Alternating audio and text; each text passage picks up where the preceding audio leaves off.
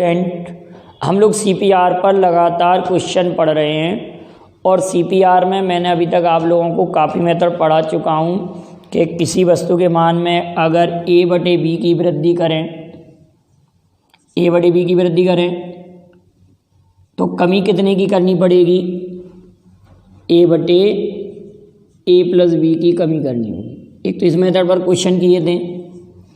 अगला मेथड हमारा आ रहा है कि किसी वस्तु के मान में a/b की कमी कर रहे हैं, a/b की कमी कर रहे हैं तो उसके मान में a/b-a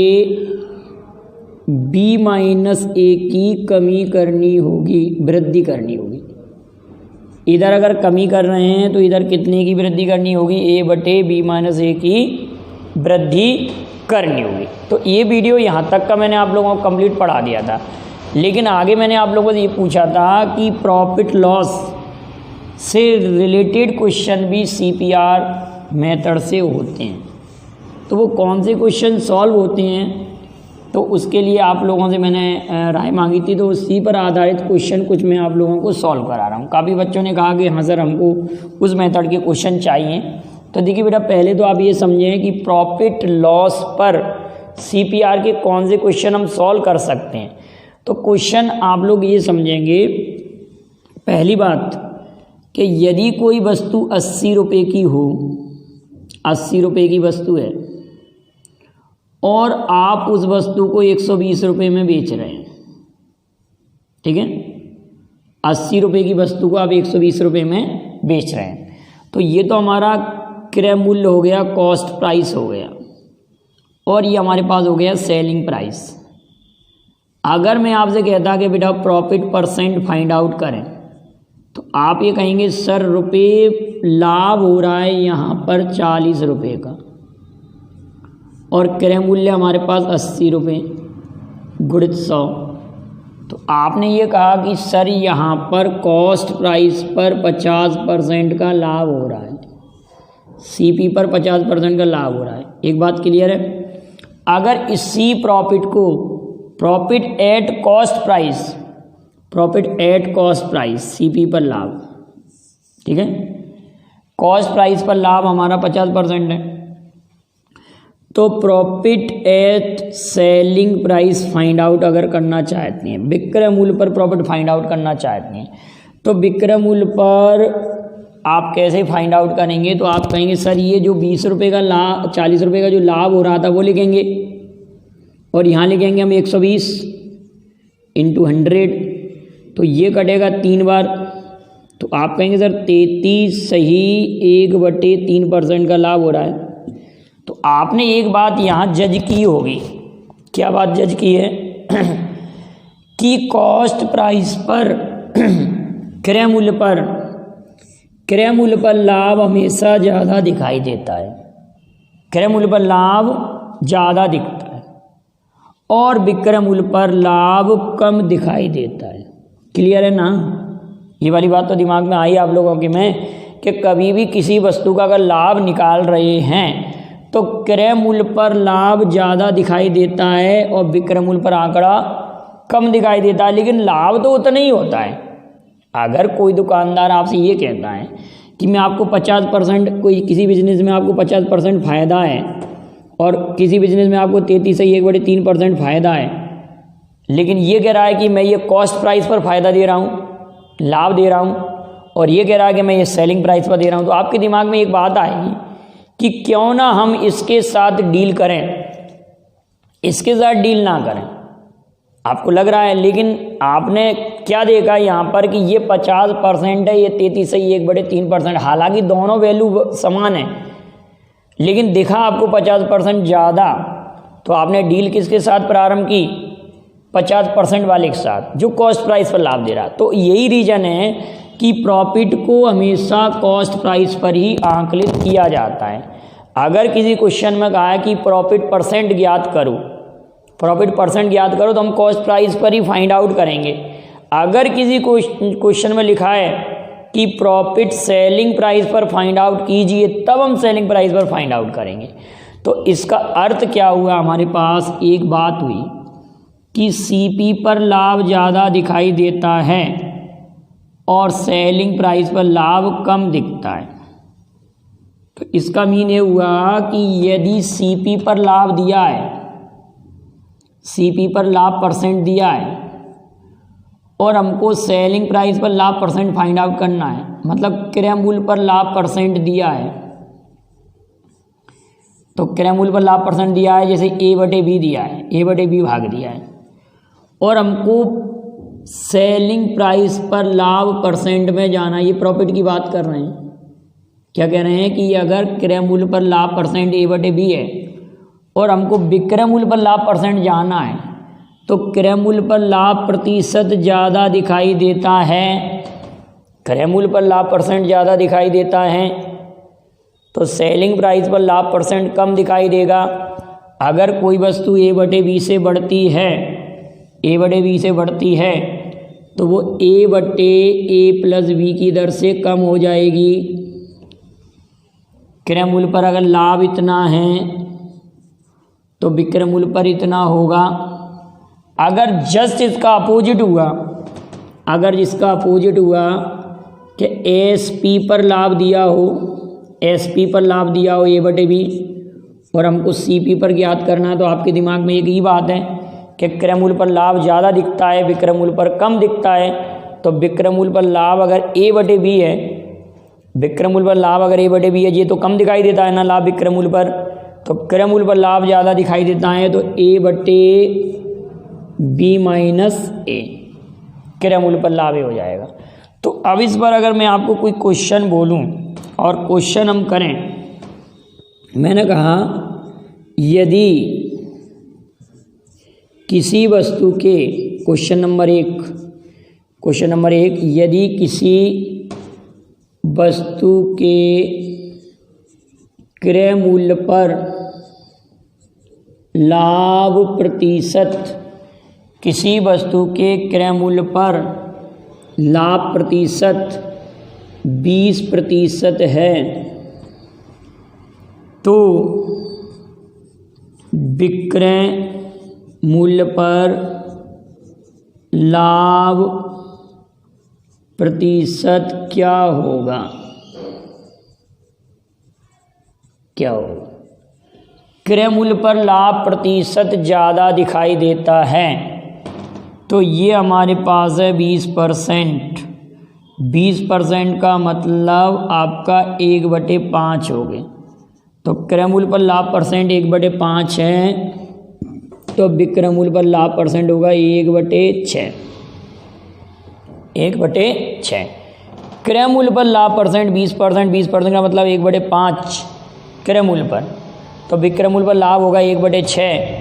1/6 का अर्थ क्या है? 1/6 गुणित 100, 50/3, 16 सही 2/3%। क्रय मूल्य पर लाभ अगर 20% है, तो विक्रय मूल्य पर लाभ 16 सही 2/3% होगा। नेक्स्ट क्वेश्चन ले रहा हूँ, यदि क्रय मूल्य पर लाभ प्रतिशत 50% है, यही वाला क्वेश्चन देख रहे हैं, देखिए हम, यदि क्रय मूल्य पर लाभ प्रतिशत 50% है, क्वेश्चन है सेकंड क्वेश्चन, यदि क्रय मूल्य पर लाभ प्रतिशत 50% है, तो विक्रय मूल्य पर लाभ प्रतिशत क्या होगा? क्रय मूल्य पर लाभ परसेंट 50% है, तो ये 50% लिख दिया। 50% का मतलब 1/2, तो विक्रय मूल्य पर होगा 1/3। 1/3 मतलब आप लोग कहेंगे 33 सही 1/3%। अभी क्वेश्चन यही वाला किया था, हमने आपको समझाया था, यही क्वेश्चन हमने सॉल्व किया था, इसी को मैंने अभी आपको क्लियर कराया था, यही क्वेश्चन था ना, वो जो एग्जाम्पल लिया था। अगला मैंने कहा यदि क्रय मूल्य पर, क्वेश्चन नंबर 3, यदि CP पर लाभ परसेंट 33 सही 1/3% है, तो विक्रय मूल्य पर लाभ प्रतिशत क्या होगा? विक्रय मूल्य पर सीपी पर लाभ परसेंट 33 सही 1/3% है, तो विक्रय मूल्य पर लाभ प्रतिशत क्या होगा? क्रय मूल्य पर 33 सही 1/3% है। क्रय मूल्य पर लाभ परसेंट, सीपी पर लाभ परसेंट 33 सही 1/3% है, तो विक्रय मूल्य पर निकालना है, तो क्रय मूल्य पर लाभ परसेंट 1/3 है, तो विक्रय मूल्य पर लाभ परसेंट 1/4 होगा। 1/4 × 100 तो ये हो जाएगा आपका 25%। ये बात बिल्कुल दिमाग में बैठ गई होगी कि क्रय मूल्य पर अगर लाभ परसेंट दिया है और हमको विक्रय मूल्य पर निकालना है, तो उधर हमको राशि को कम करना होगा। अब अगला क्वेश्चन यही लिख रहा हूँ मैं, नेक्स्ट क्वेश्चन इसी मेथड का।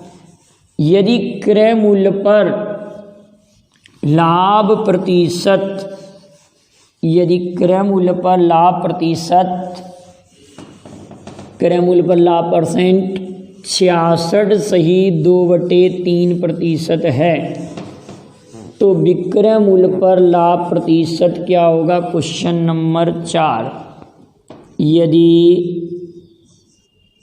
यदि क्रय मूल्य पर लाभ प्रतिशत 66 सही 2/3 है, लाभ प्रतिशत 66 सही 2/3% है, तो विक्रय मूल्य पर लाभ प्रतिशत क्या होगा? ये क्वेश्चन कह रहे हैं। क्रय मूल्य पर लाभ परसेंट 66 सही 2/3%। 66 सही 2/3% का मतलब 2/3। क्रय मूल्य पर लाभ परसेंट 66 सही 2/3%, इसका मतलब है 2/3। तो विक्रय मूल्य पर लाभ परसेंट निकालना है, तो 2/5 हो जाएगा। दोनों को जोड़ के लिखेंगे, तो आप जब इसको सॉल्व करेंगे 2/5 को इंटू 100, ये कटेगा 20 बार 40%। अब ये क्वेश्चन है आप लोगों के लिए, आप जरा इसको आप लोग करिएगा कि यदि सीपी पर लाभ परसेंट 25% है, क्रय मूल्य पर लाभ परसेंट 25% है, तो विक्रय मूल्य पर लाभ प्रतिशत क्या होगा? यदि क्रय मूल्य पर लाभ प्रतिशत, क्वेश्चन हमारा कह रहा है कि क्रय मूल्य पर लाभ प्रतिशत 25% है, क्रय मूल्य पर लाभ प्रतिशत 25% है, 25% है, क्रय मूल्य पर लाभ परसेंट 25% है, तो विक्रय मूल्य पर लाभ परसेंट क्या होगा? तो आप लोगों ने तुरंत इसको सॉल्व किया कि ये हो रहा है 1/4 क्रय मूल्य पर, तो विक्रय मूल्य पर होगा 1/5 और गुणित 100, तो ये हो जाएगा 20%। क्रय मूल्य पर लाभ प्रतिशत 25% है, तो विक्रय मूल्य पर लाभ परसेंट 20% हो जाएगा। अब ये तो सीपी पर लाभ था, सीपी पर लाभ था, अब हमको एसपी पर लाभ दिया हो और सीपी पर निकालना हो। अब क्वेश्चन अपोजिट है कि यदि विक्रय मूल्य पर लाभ प्रतिशत, यही क्वेश्चन को ले रहा हूं मैं, क्वेश्चन नंबर 6, यदि विक्रय मूल्य पर, यदि विक्रय मूल्य पर लाभ प्रतिशत, विक्रय मूल्य पर लाभ प्रतिशत 25% हो, लाभ 25% हो, तो सीपी पर लाभ प्रतिशत क्या होगा? प्रतिशत क्या होगा, ये क्वेश्चन पूछ रहे हैं। यदि विक्रय मूल्य पर लाभ 25% हो, लाभ 25%, तो क्रय मूल्य पर लाभ कितना परसेंट होगा? ये 25% है लाभ विक्रय मूल्य पर, मतलब 1/4 लाभ है। 25% का मतलब 1/4 लाभ है, जब ये दिया है हमको विक्रय मूल्य पर 25% लाभ, हमको निकालना है क्रय मूल्य पर लाभ। तो विक्रय मूल्य पर लाभ कम दर्शाया जाता है, क्रय मूल्य पर ज़्यादा, तो क्रय मूल्य पर लाभ हो जाएगा 1/3।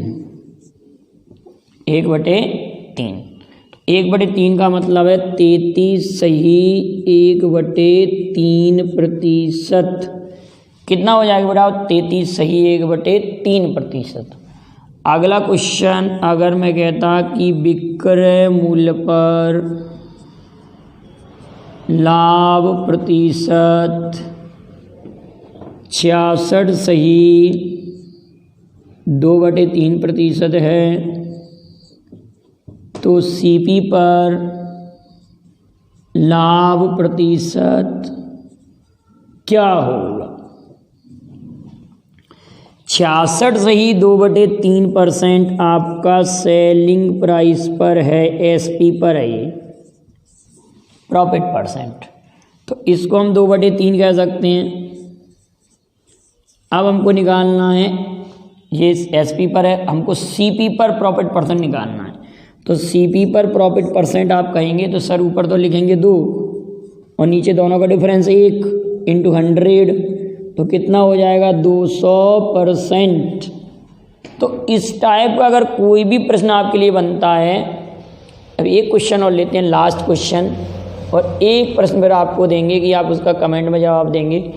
यदि सीपी पर, यदि एसपी पर लाभ परसेंट, यदि एसपी पर, यदि विक्रय मूल्य पर लाभ प्रतिशत 14 सही 2/7% हो, तो